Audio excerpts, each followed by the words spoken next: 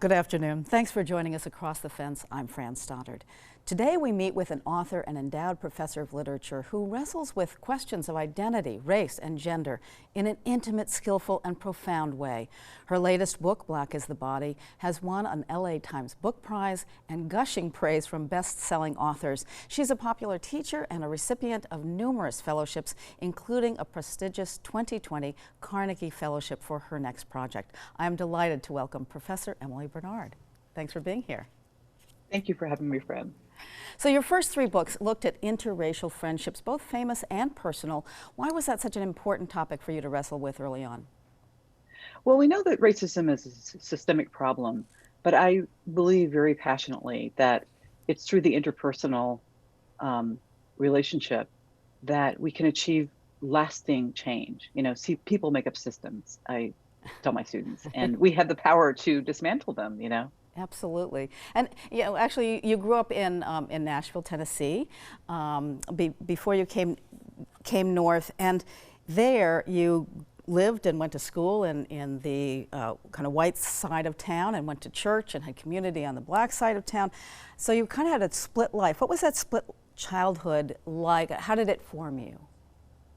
I mean, I think it really shaped me as a writer, because very early on I was living, you know, this sort of paradox, you know, of being this, living our actual lives in Nashville proper, and then in North Nashville, having a very different kind of life, and watching my parents reconcile both identities really made me understand something about the contradictions that are inherent in the way we all live.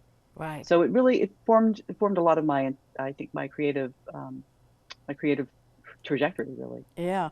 So then you came north to earn a bachelor's and a PhD at Yale University, and a little stopover, but soon you came to UVM, where you've stayed for 17 years now, teaching classes to primarily white students.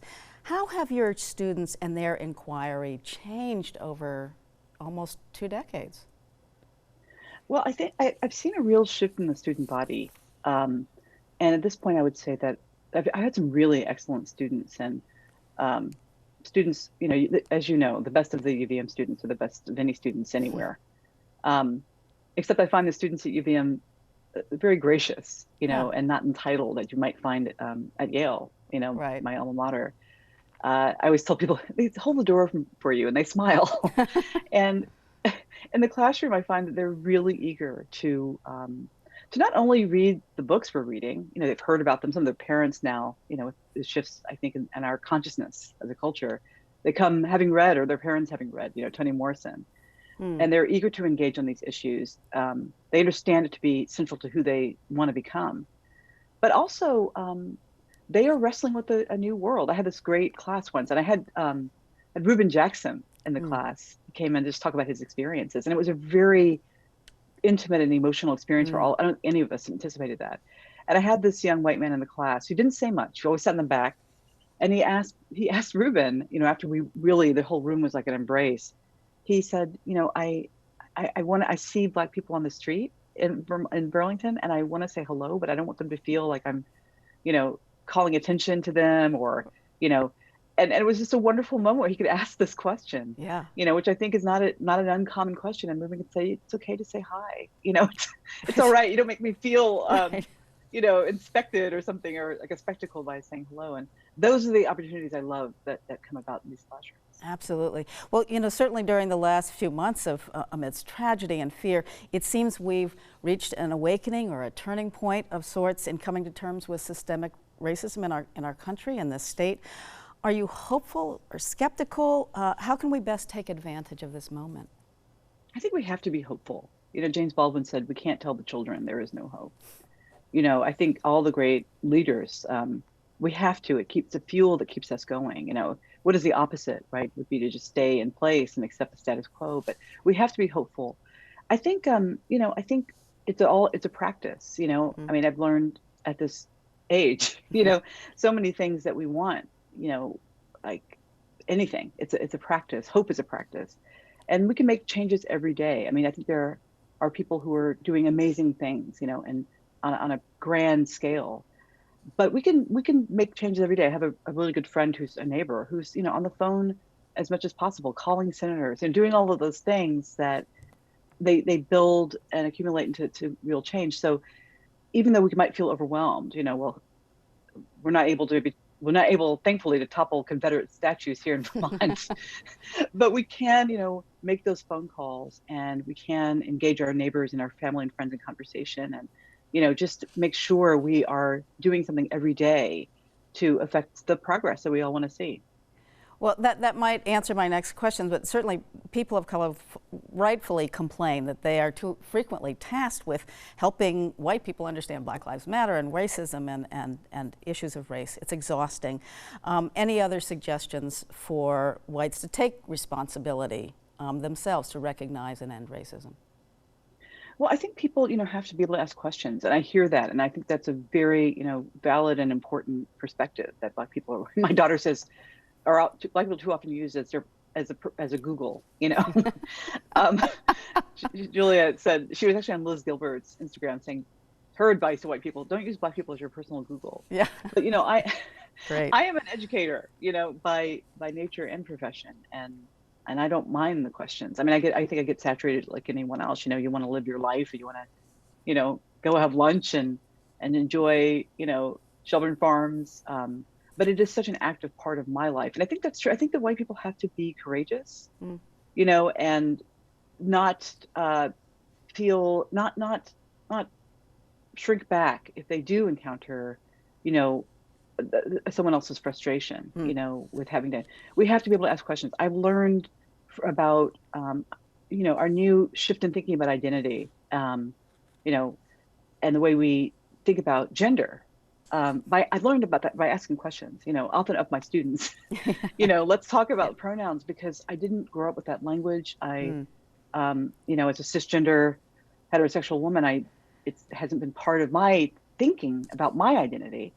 And Sure. so I had to learn, and I had to ask dumb questions sometimes. And I wasn't very lucky to encounter young people who themselves were interested in sharpening their Mm. arguments, Yeah. Um, but I think we have to be able to ask and not take it personally if someone says, I really don't want to talk about this. Like, there'll be somebody else, Right. because even though that is a prevailing opinion, you also find, many Black activists who are invested in that kind of, interaction. So it's just a matter of making sure that your intentions are good and just keep moving forward in the world. And, I don't think we should let anybody else tell us that we should shut up, especially Right. if we're trying to learn and Learn trying to something. be right. So. We're trying to expand our horizons. So your book, Black is the Body: Stories of my grandmother's time, my mother's time, and mine, is a book of 12 very personal related essays.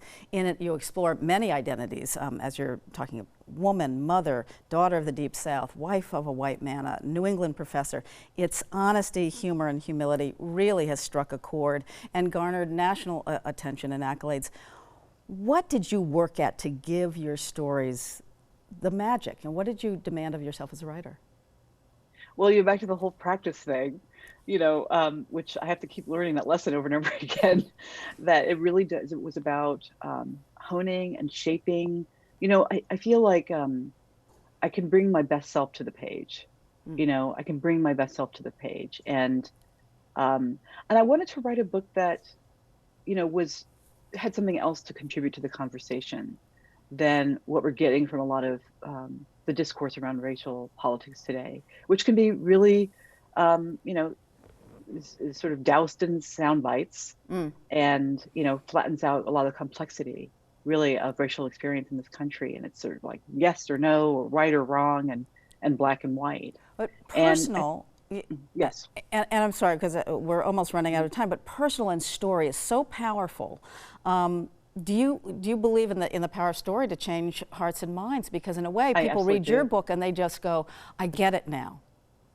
Yeah, it makes me so happy. And I do believe in storytelling. I mean, I grew up in the South. I'm the inheritor of generations of storytelling, particularly women, So I believe in storytelling. I think, there's a place for polemic and there's a place for policy, but it's just true that stories make us feel seen and heard and enable us to connect with other people that we don't even know. And that's been one of my great pleasures as the author of this book, hearing from readers who say, we don't know each other. We would never know each other. I had a message from a man in West Virginia who said, I'm a poor white guy grew up in the South, but your grandmother is my grandmother. And it was just such a powerful moment. I thought this is exactly what the book is for, as well as reaching young people of color who needed to be seen and heard and didn't see themselves, Right. in a lot of books by Black authors these days that, are about trauma and racist violence. They needed another kind of story. And I'm pleased to have